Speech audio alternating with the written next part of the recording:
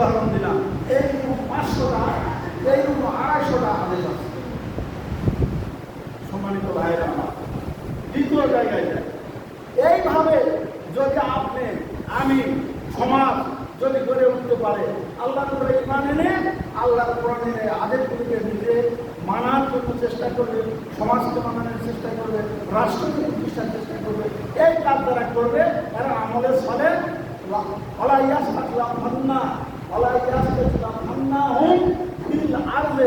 আল্লাহ এদেরকে জমিনের উপরে খেলাফত দান করবে, ক্ষমতা দান করবে। পূর্ববর্তীদেরকে যেভাবে প্রতিষ্ঠিত করেছিলেন, এটা গেল 1 নম্বর ওয়াদা। 2 নম্বর ওয়াদা, ওয়ালাইউ মাক্কে নান্নাহুম ওয়ালাইউ মাক্কে নান্না লাহুম দীনাহুমুল্লাযী তাযা লাহুম। আল্লাহর মনোনীত দিন কোনটা? ইয়াউমা আকমালতু লাকুম দীনাকুম ওয়া রাযিতু লাকুমুল ইসলাম দীনা। আল্লাহ বলেছেন সূরা মায়দা 2 নম্বর আয়াত, বাড়িতে গিয়ে দেখবেন। আল্লাহ বলছেন যে আমি আমার নিয়ামত পূর্ণ করে দিয়েছি। এই কোরআন দিয়ে আল্লাহ নিয়ামত পূর্ণতা দান করেছেন। এরপর আর কোনো কোরআন নিয়ামত পর্যন্ত আসবে না। তোমাদের নিয়ামত পরিপূর্ণ করে দিয়েছি। ও রাজিতু লাকুম ইসলাম দীনা, ইসলামটাকে আমি আল্লাহ ইসলামকে মনোনীত দিন হিসাবে কবুল করে নিলাম, গ্রহণ করে নিলাম, কবুল করে নিয়েছি, মনোনয়ন দিয়েছি, রেজিস্ট্রেশন দিয়েছি, নিবন্ধন দিয়েছি। এই কোরআন, এই ইসলামকে আল্লাহ নিবন্ধন দিয়ে, রেজিস্ট্রেশন দিয়ে। তাহলে এখানকার অর্থ কি? দীনাহুমুল্লাযী তাযা লাহুম। তোমাদের জন্য আল্লাহ যে দিন পছন্দ করেছেন সেই দিন প্রতিষ্ঠিত করবেন। লা ইউমাক্কিনান্না লাহুম, তোমাদের জন্য প্রতিষ্ঠিত করবেন। আর কি করবেন? একটা হলো খেলাফত, আর একটা হলো দিন প্রতিষ্ঠা। 3 নম্বর ওয়ালাইউ বাদদেলান্নাহুম, তাদেরকে বদল করে দিব মিন বাদে খাওফিহিম আমনা। চূড়ান্ত ভয়ের মধ্যে থাকা অবস্থায় ইমানদার মানুষদেরকে আমি চূড়ান্ত ভয়ে করে আমনা মানে হলো নিরাপত্তা, শান্তি, স্বাধীনতা, বাক স্বাধীনতা, চলাফেরার স্বাধীনতা দান করব। আল্লাহ করেছেন। এই ওয়াদাটা কি আল্লাহ বাস্তবে দিয়েছেন কি দেননি?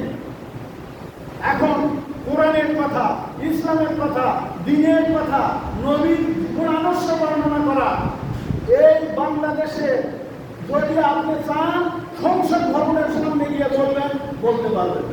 যেখানে বাংলাদেশের যেখানে ইচ্ছা সেখানে নির্ভয়ে, নির্দ্বিধায়, শান্তিপূর্ণভাবে মানুষ দ্বীনের কথা, কোরআনের কথা, ইসলামের কথা বলার পর আল্লাহ তুলে দিয়েছেন। এই 3 নম্বর ওয়াদা আল্লাহ রাব্বুল আলামিন 5 তারিখের পরে 6 তারিখ থেকে আল্লাহ রাব্বুল আলামিনের ওয়াদা বাস্তবায়িত হয়েছে এই বাংলার জন্য। আর কোনো পায় নাই, আর কোনো জেল জুলের পায় নাই, আর কোনো গলাচুরি করার পায় নাই।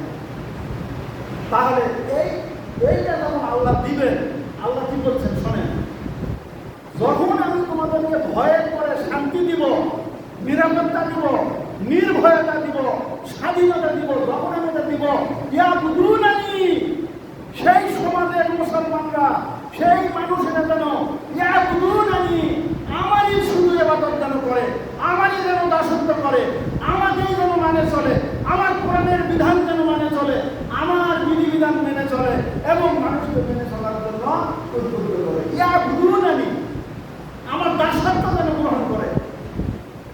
এখন আপনারা কি করবেন? আপনাদের উপর থেকে তো আল্লাহ ভয় দূর করে দিয়েছেন। এখন আল্লাহ বলছেন যে ভয় দূর করে দেওয়ার পরে তোমাদের দায়িত্ব হলো ইয়াবুদুনানি ওয়ালা ইউশরিকুনা বিহি ওয়ালা ইউশরিকুনা বিহি শাইআ।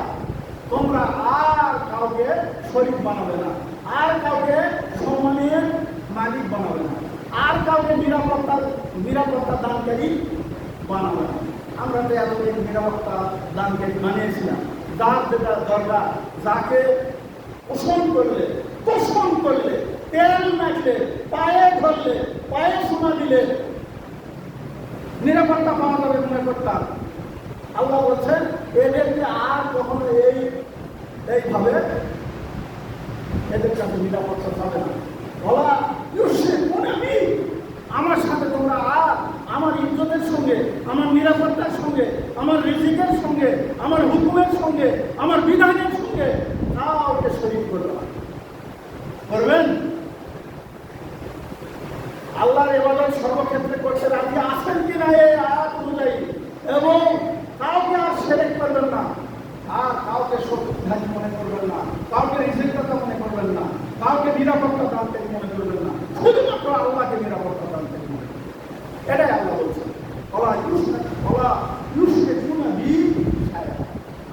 কাউকে নয়, ছায়া শব্দ বলছে।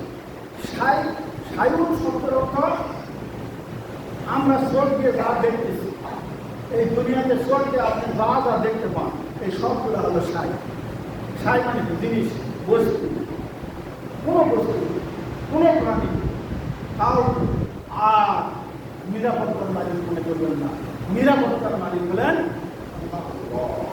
সে আল্লাহ নিরাপত্তা দিয়েছেন, বিধায় শিরক করবেন। অমাইয়া খুলবে তাগুন ওয়ায়ুমিন বিল্লাহ ফাকাদ ইসতামসাকা বিউরওয়াতিল উসকা ওয়া আনফুসানা লাহা। আল্লাহু সামিউন আলিম। সম্মানিত ভাইরা আমার, তাগুতকে অস্বীকার করতে হবে। তাগুতের অর্থ 100 বার বলছেন। আল্লাহর হুকুম বাদ দিয়ে নিজে হুকুম তৈরি করে মানুষকে মানতে বাধ্য করে যারা, সেটা শয়তান হোক, ইবলিস হোক, মানুষ হোক, জিন হোক, যেই আল্লাহর এই আইনগুলোকে বাদ দিয়ে নিজেরা ঘরে বসে আইন তৈরি করে ওই আইন মানতে যে যারা বাধ্য করে তাদের নাম তাগুত। অমাইয়া খুলবেন তাগুত, যে ব্যক্তি তাগুতকে অস্বীকার করলো, আর মানি না, তা মানবার মানছি, তাগুতকে আর মানি না, তাগুতের হুকুম আর মানি না, তাগুতের বিধান আর মানি না, ওয়ায়ুমিন বিল্লাহ, এরপরে আল্লাহর উপরে ঈমান আনবে। এই যে ঈমানের কথা এই সূরা নূরের ৫৫ নম্বর আয়াতে আপনাদেরকে এক্ষুনি আমি শোনালাম। এইভাবে আপনারা আল্লাহর দাসত্ব, আল্লাহর গোলামি কবুল করুন, এইভাবে আপনারা শিরক করা থেকে দূরে থাকুন। এখন আল্লাহ বলছেন আয়াতের শেষে, ওমান কাফারা, এত নিরাপত্তা দেওয়ার পরে, স্বাধীনতা দেওয়ার পরে আমার ইবাদত করতে বললাম, কারোর সঙ্গে শিরক করতে মানা করলাম, এত কিছু করার পরেও মান কাফারা বিন বাদি যালিকা, এই পরেও যারা আল্লাহর সঙ্গে কুফরি করলো, আল্লাহর বিধানের সঙ্গে কুফরি করলো, আল্লাহর দেওয়া কোরআনের সঙ্গে কুফরি করলো, আল্লাহর কোরআনকে, আল্লাহর দেওয়া বিধানকে সর্বান্তঃকরণে মেনে নিতে পারলো না, আল্লাহর দাসত্ব গ্রহণ করতে পারলো না, কাফারা, সে অস্বীকার করলো। মান কাফারা বাদা যালিকা, এই নিরাপত্তা দেওয়ার পরেও যারা আল্লাহর বিধান মানাতে প্রতিষ্ঠিত করতে অস্বীকৃতি জানালো, উলাইকা হুমুল ফাসিকুন, এই মানুষগুলো হলো ফাসিক। 3টা ওয়াদা, একটা বাস্তবায়ন করেছেন আল্লাহ, এক ওয়াদা বাস্তবায়ন করেছেন। আপনারা যদি বুঝুনানি শুধু আল্লাহর দাসত্ব কবুল এখন করেন আর কারো সঙ্গে শিরক যদি না করেন, তাহলে আমাদের কিন্তু আল্লাহর দিন নির্ধারণ করেছেন ইসলাম, আল্লাহ রাব্বুল আলামিন ইসলাম তাকে প্রতিষ্ঠিত করবেন। যদি এই 3 নম্বর শর্ত পালন করেন, আল্লাহ 2 নম্বর শর্ত বাস্তবায়ন করবেন এই জমিন।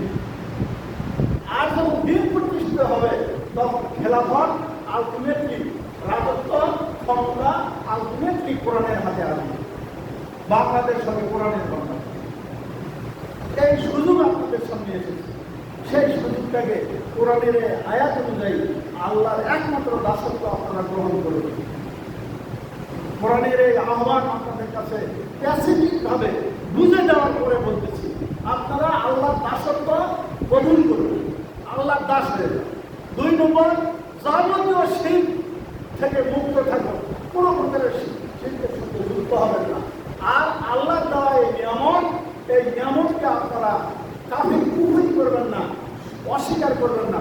আপনারা আপনাদের বাড়িতে তার বিবিকে আমার এই কথা কোরআনের এই আয়াতের যে শিক্ষা, এই শিক্ষাগুলো আপনারা বাড়িতে গিয়ে নিজের স্ত্রী, নিজের ভাই বোন, নিজের বেটার বউ যেগুলো আছে তাদের কাছে পৌঁছায় দেন যে আল্লাহ এই ওয়াদা করেছে, এই ওয়াদা করলে এই ওয়াদা যদি আমরা পালন করি আল্লাহ রাব্বুল আলামিন আমাদেরকে জান্নাত দিয়ে দিবেন, আমাদেরকে জান্নাতের সুবাতাস আমাদের এই দুনিয়াতেও বয়ে দিবেন, আখিরাতেও আপনারা জান্নাতে যেতে পারবেন। এর ব্যতিক্রম করলে আল্লাহু আ'লাম আমাদের কি পরিবেশ হবে, কি অশান্তি হবে, কি দুর্দশা হবে, এটা আল্লাহ রাব্বুল আলামিন ভালো জানেন। সম্মানিত মুসলিমবৃন্দ, অত্যন্ত দরদ নিয়ে আপনাদেরকে আমি এই কথাগুলো বলছি যে আমরা যেন বাঁচবই না করো। আমি তো এত অসুস্থ, আপনাদেরকে আজকে খুঁজতে দিচ্ছি, সামনে তোমাকে দিতে পারবো কিনা অত্যন্ত সন্দেহ আছে। আমি ইদানিং কথা বলতে গেলে বেশি কথা বললে সেন্সলেস হয়ে যাচ্ছি। সেদিন একটা প্রোগ্রামে সেন্সলেস হয়ে পড়ে গিয়েছিলাম। তার মানে আমার শরীরের শক্তি, মস্তিষ্কের শক্তি এইগুলো 70 বৎসরে তুলে তুলে এই দেহটাকে মানে কি বলো ঘুনে একটা বাঁশকে ঘুনে ফেলে যেরকম হয় সেরকম এই দেহের মধ্যে কিচ্ছু নাই।